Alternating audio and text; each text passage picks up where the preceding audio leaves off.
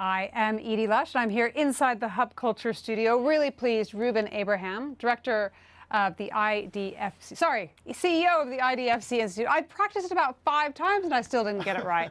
CEO, IDFC Institute, stopped into the studio to talk about urbanization. Yep. Now, the first thing we want to say is that more than half of the world lives in a city. Yes. Now, why is this a good thing? So I think let's just go back to basics, which is 200 years ago, less than 3% of the world lived in cities. So it's over 50% now. It's going to go up to, say, 70% or so. The thing that happens in cities is you get economies of scale, you get economies of agglomeration.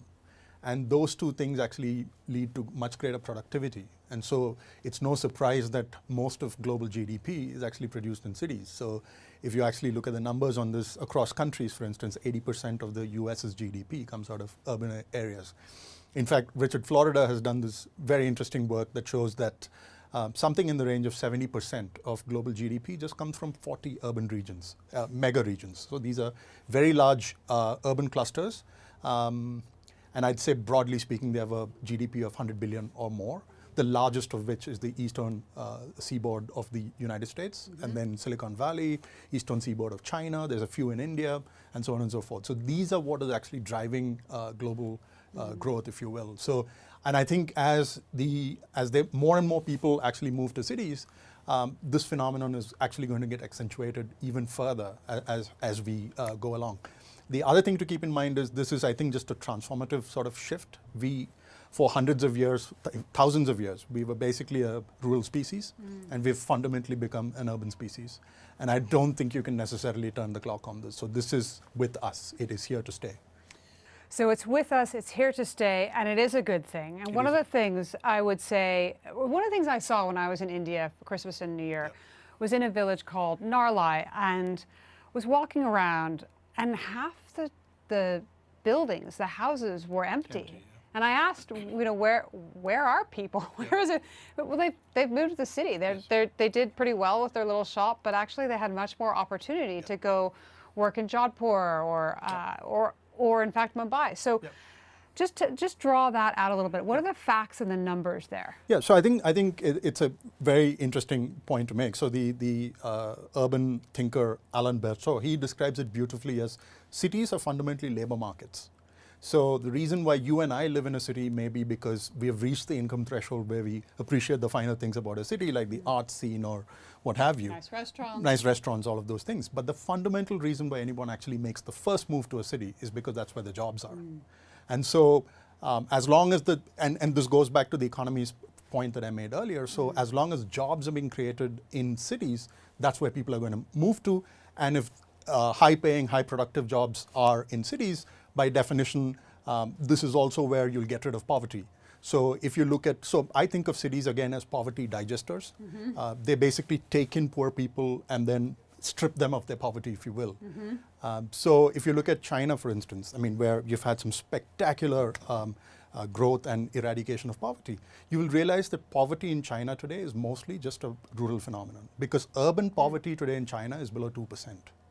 And I think this is the same phenomenon that you'll basically see in India, in parts of Africa, etc. So this is actually a process that should be encouraged, not discouraged, as many people have tried in the past.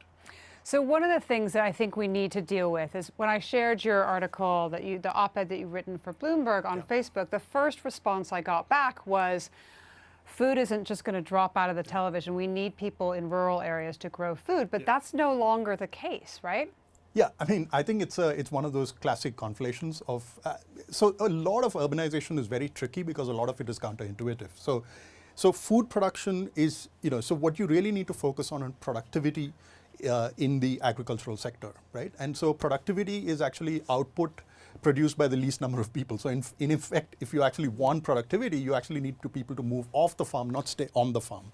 So let's just take the United States as an example. So in the 1880s, something like 80%, 90% of the US lived off the farm. Today, less than 2% of Americans actually live off the farm.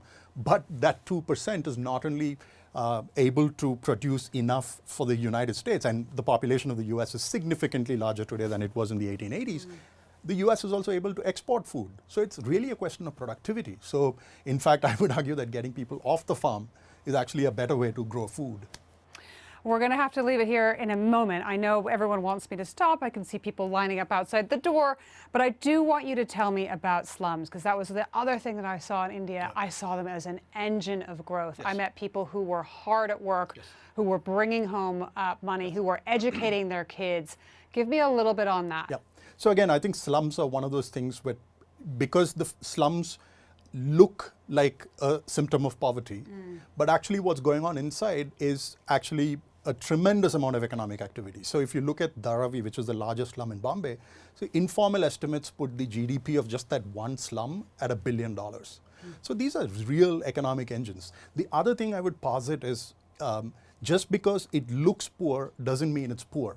What slums really are to me is bad real estate policy. So it's when you try to keep people out, people come in anyways. And typically the way you try to keep people out is using land policies. Land and real estate is how you basically tinker in the hope that people won't come in. As it turns out, people come in, land is not available. The result of all of that is slums. But if you actually go in there, you'll actually see an enormous amount of enterprise, enormous amount of activity, and more importantly, you probably noticed this as well, which is you don't actually see poor people. No. Because there's satellite dishes, there's air conditioning, there's all of those things. Yes, yes, exactly. All right, Reuben, we have to leave it there. Thank you very much for stopping by the Hub Culture studio, and I'm Edie Lush.